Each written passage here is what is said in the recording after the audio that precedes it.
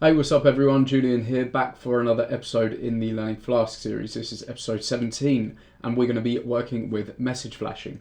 Now, if you've got a web app or some kind of website, the odds are you need to be providing feedback to the user.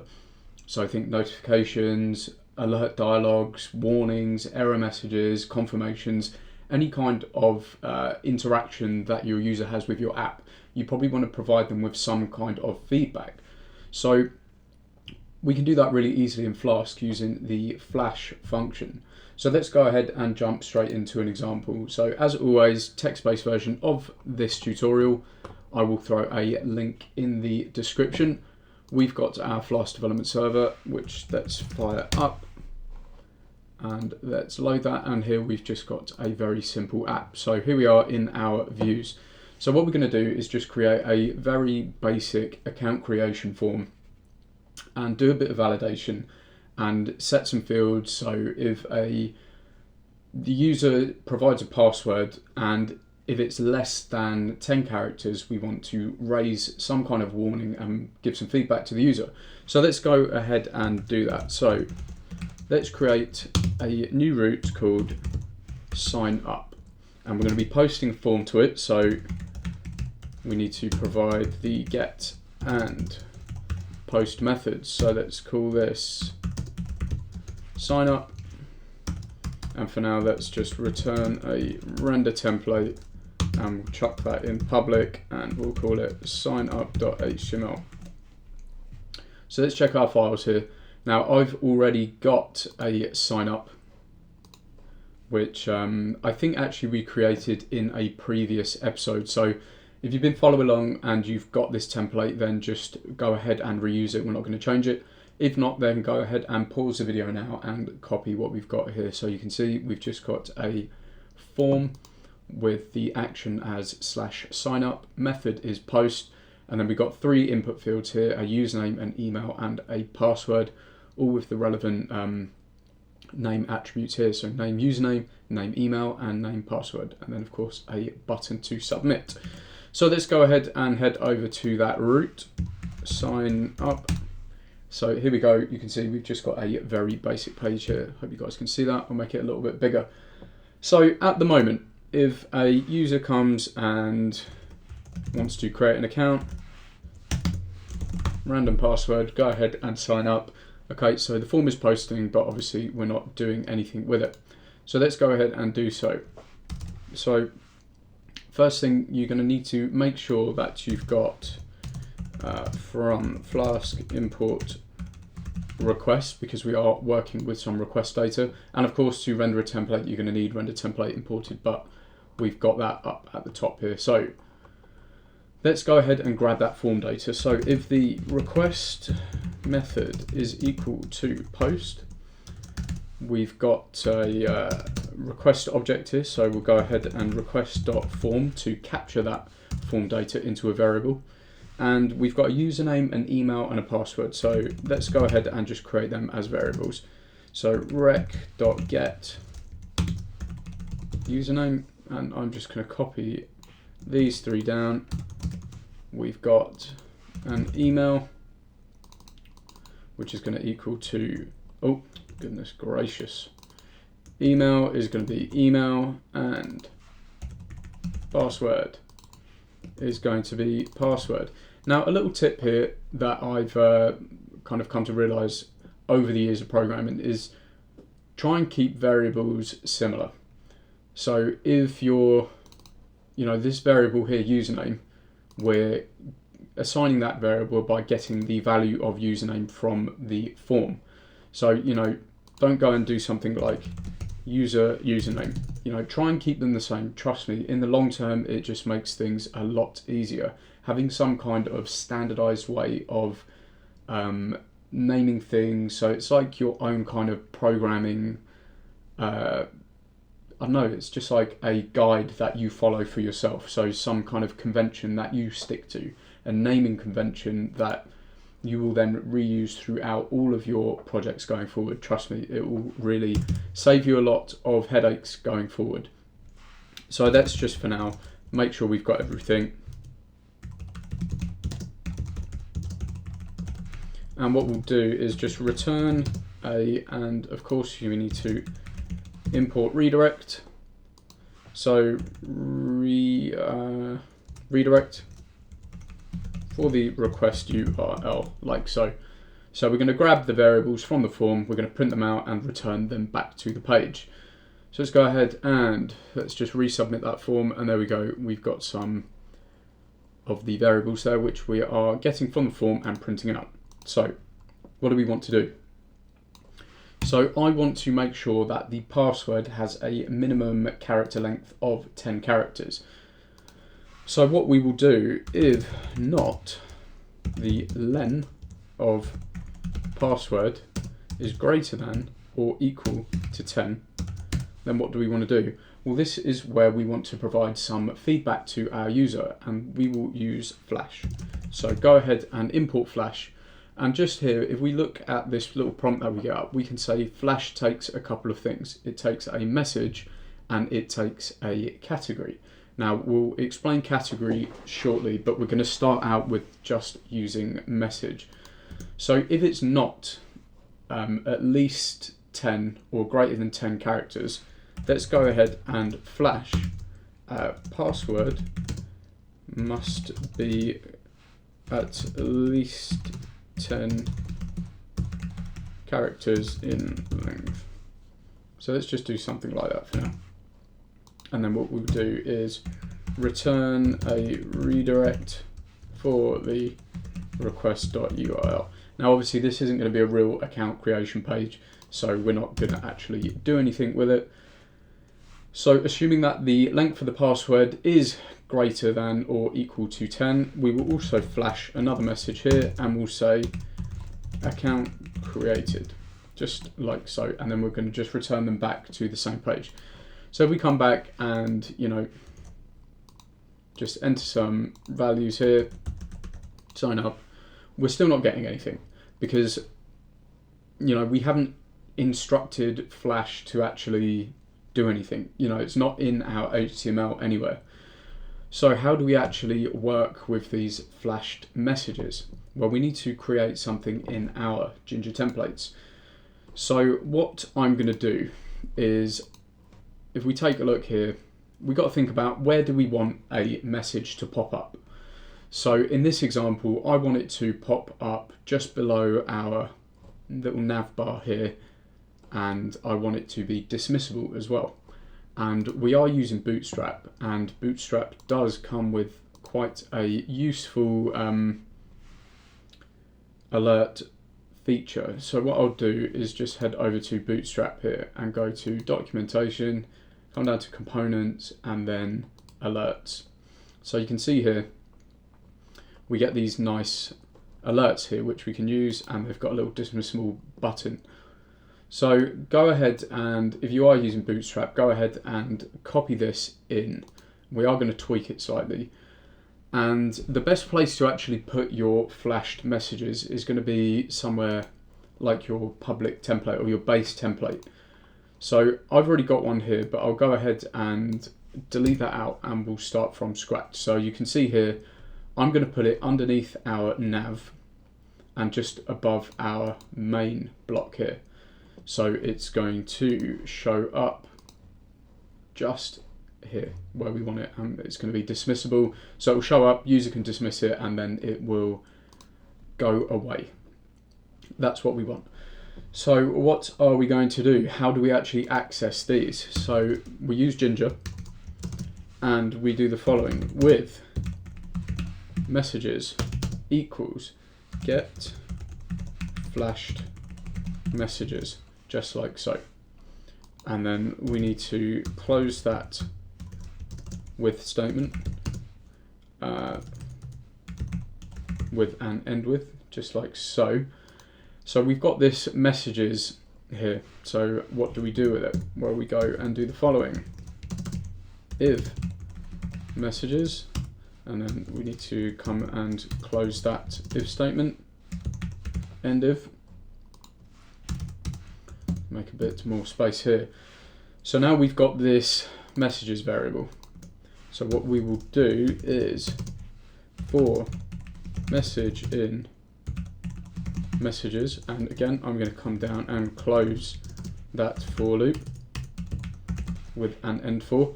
So now inside of this block here we've got access to our message, and we access it with just the normal Ginger syntax and just place in message like so in the double curly braces. But this isn't going to render anything nice, so in fact we'll just go ahead and try it here. So I'll just go ahead and put in some values here. So you can see here we are getting our flashed message, and the great thing about Flash is that it only persists for the duration of a single request.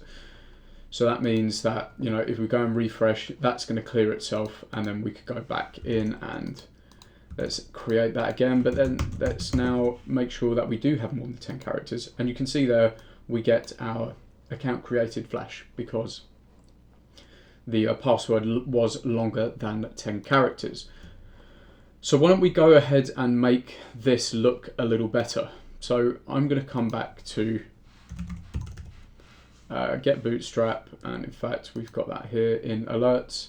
We'll come back and grab this one here because this has got the little dismissible button here, which is what I want.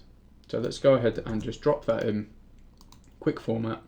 You can see here it's kind of got this junk inside, so I'm going to go ahead and delete that out, stick a span in, and then inside that span we will then put message. So let's go back to our sign up page here and refresh.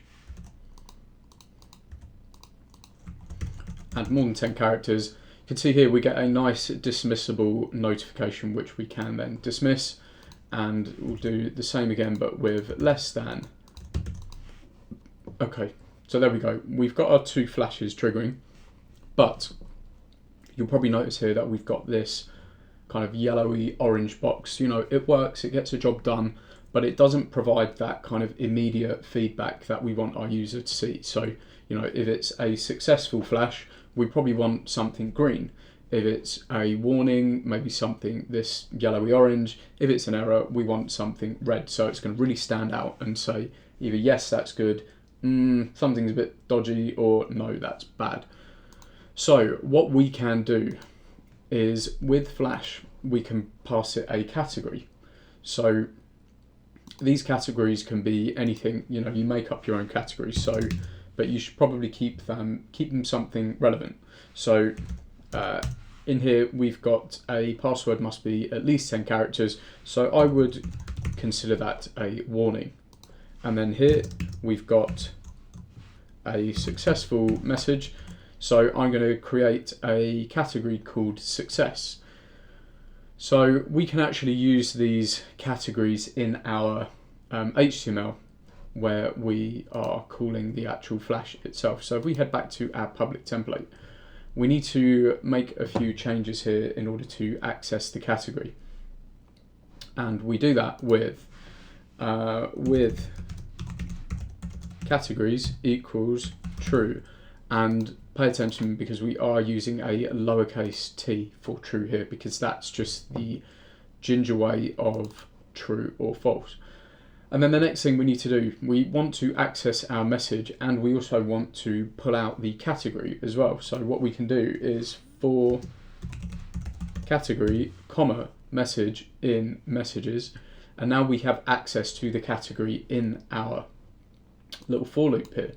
So what we can go ahead and do with the Bootstrap CSS here, you can see here we've got this alert warning, and if we were to change that to alert success, it's going to give us a green alert dialog. If it's alert danger, then a red one. So what I'm going to do is just delete that and then use our double curly braces here and just drop in the category like that. So then whatever happens with the category in our Flash, it's going to be pulled out here. So we're going to unpack our category from messages, and then we're going to drop the category in here, which is going to make up this CSS class here. And then depending on what category we pass, it's going to create a new color. So let's go ahead and see that in action. So let's go ahead and let's do a short password. So we get our warning. And then let's go ahead and create our password that's longer than 10 characters. And there we go, we get a nice green alert here, which we can then dismiss. So that's giving us some proper feedback. So for example, we could go ahead and change this to danger, and then come back and just create, really doesn't matter, I'm just using kind of some preset things. So there we go, we can see we get a red danger message. So I hope that makes sense how we're doing that.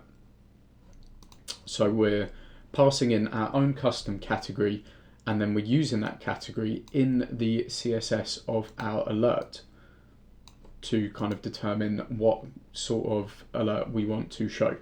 So I hope that makes perfect sense. So the final thing that I want to go through with flashing is we create our own kind of flashing filters here. And what that's going to allow us to do is create different flashes and then call them depending on what category is passed here. So you might be thinking, well, why don't we just stick with what we've got here? Well, I guess the best way to think about it is this method here, we've got one type of alert. You know, we've got this alert which is going to be displayed above here. And the only thing we're actually changing is the color of it, which doesn't seem to be that flexible. You know, you might want to have a little box pop up here from the top right of the page. You might want to have some kind of modal that pops up in the middle if there's some kind of warning, and maybe a success message which pops up from the bottom of the browser. So we can do that using some filters. And what I'm going to do, I think, is go ahead and delete everything we've got here.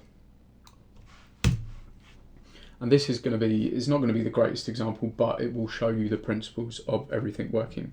So I'm going to go ahead, and we are using Bootstrap, so I'm going to go ahead and create a new row and a couple of columns.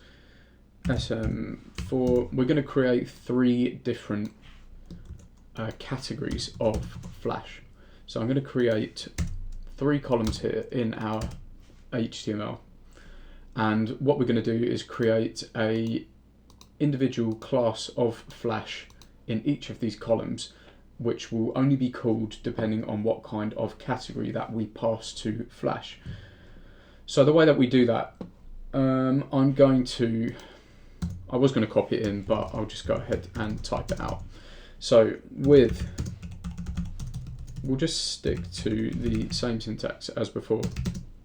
Get flashed messages, and then in here we're going to pass category filter, and then inside category filter that's a mistake.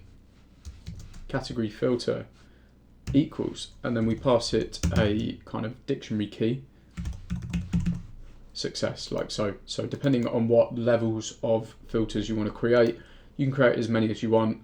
We're just going to stick with success, warning, and danger. So let's go ahead and close off that with statement with and end with.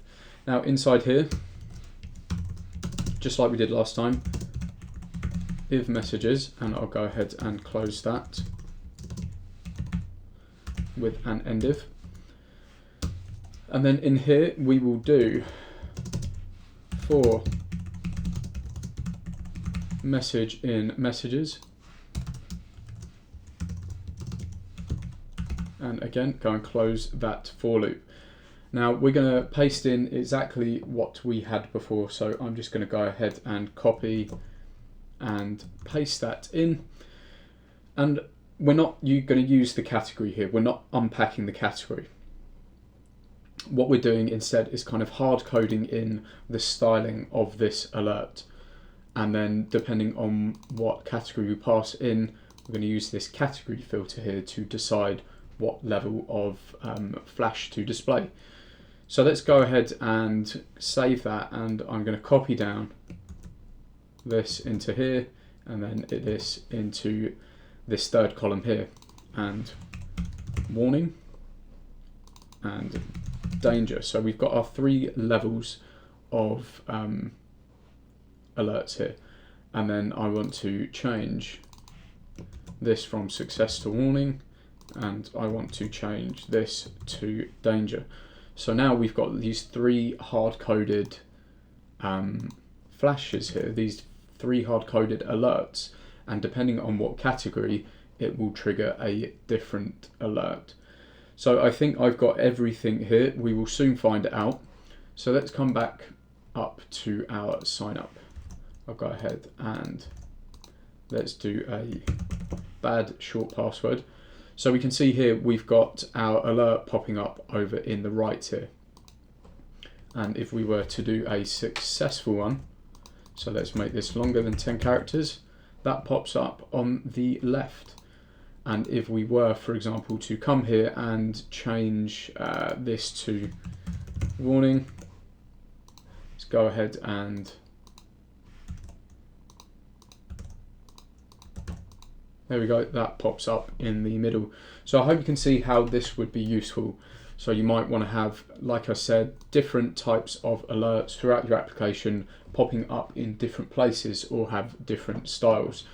And we've just illustrated that by having different colors in different sections of our HTML here. So I think that pretty much covers everything for message flashing. So I hope you found it useful. I hope everything made sense. And if you've got any comments or questions, feel free to drop them in the comment section below. And as always, you can head on over to the text-based version of this tutorial, which is over at the website. I'll throw a link in the description so you can go ahead and check that out. So I hope you're enjoying this series. If you are, go ahead and click like. If you are enjoying these videos, then you can also feel free to subscribe. And as always, thank you very much for watching, and I will see you in the next one.